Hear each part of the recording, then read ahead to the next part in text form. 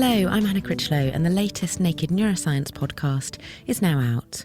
It's called Bombing the Brain, and it looks at neuroscience in war. To give you a little teaser, Captain Mark Lyndhurst served in Afghanistan. He explains how leading troops during a siege led to him developing post-traumatic stress disorder, or PTSD. When soldiers look at you and go, "Boss, why are we doing this?" But in some level you've got to sympathise, because you can't just tell them to shut up and get on with it, because the situation is ridiculous. But on the other level, you need to come up with an answer and come up with a reason that they follow you back out the gate next day, even though you know you're going to get shot at. They had 7 weeks of that, and that's what left me with my PTSD. Now, a vehicle, when it gets blown up in the desert, there is one smell that will stay with me for the rest of my life, and it's this mix of diesel and stings the back of your throat and stings the back of your nostrils. Sometimes if you're walking past like roadworks where there was bitumen boiling, it's that same acrid smell. And something like that would flick me back in an instant. You relive these moments, and you relive them, and the memory's an odd thing. You're not really remembering actually what was going on. And before you know it, you've remembered it so many times that it's become a confusion and a fantasy.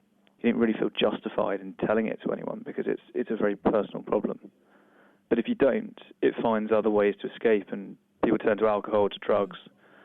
The alcohol in particular, although to a certain degree it quashes these thoughts, it also provides a vehicle for them to come alive and just express them, or at least the emotions, the anger, the fear, and everything to come out. In my case, it ended up with self-harm and suicide attempts. Captain Mark Lyndhurst. And PTSD doesn't affect just those who served in the military. It's estimated to affect around 1 in every 3 people who have experienced significant trauma. Gary Pollard was rushed into surgery for an emergency colostomy. His colon burst, and doctors had to remove the damaged area and replace it with a bag to collect the waste products that usually travelled through his digestive system. But it's after he had recovered that his PTSD really emerged. I'd become this really short-tempered, irritable, angry person. And I started getting flashbacks. When I was asleep, I would dream that it had burst, that it was full of excrement and it had burst all over the bed. I mean, that did actually happen a couple of times when I had it. But the sense, it woke up and I could smell it even though it wasn't there. I could feel it on my skin even though it wasn't there. And I didn't know what it was. Post-traumatic stress disorder to me was always something that people in the forces got. And it wasn't until I tried to kill myself because of it. It had just gone on so long that I just couldn't live with it anymore, really.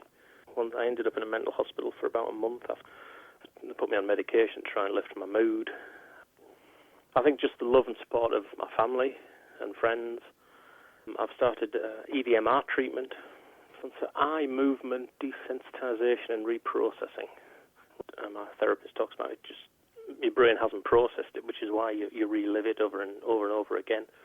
So she's helping me to do that, and which basically involves her waving her fingers in front of my head. I know it sounds simple, but and she says for some reason sometimes these traumatic events don't move over and they don't get processed and filed away. And Mark also had EMDR, so eye movement desensitization and reprocessing, a treatment developed in the 1980s. It involves making side-to-side eye movements and listening to taps whilst recalling traumatic events.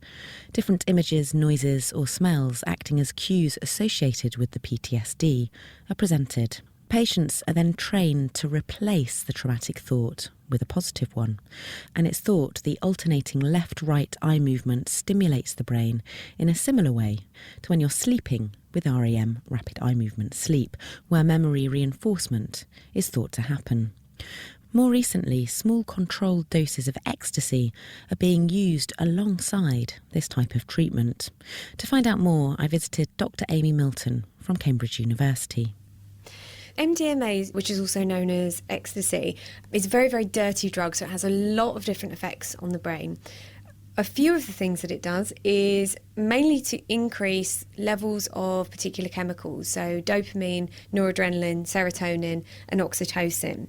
So these are all modulatory chemicals in the brain that influence cognitive function in a very sort of diffuse way. But certainly dopamine and oxytocin have been linked to feeling attached to people and sort of euphoria and feeling good about yourself.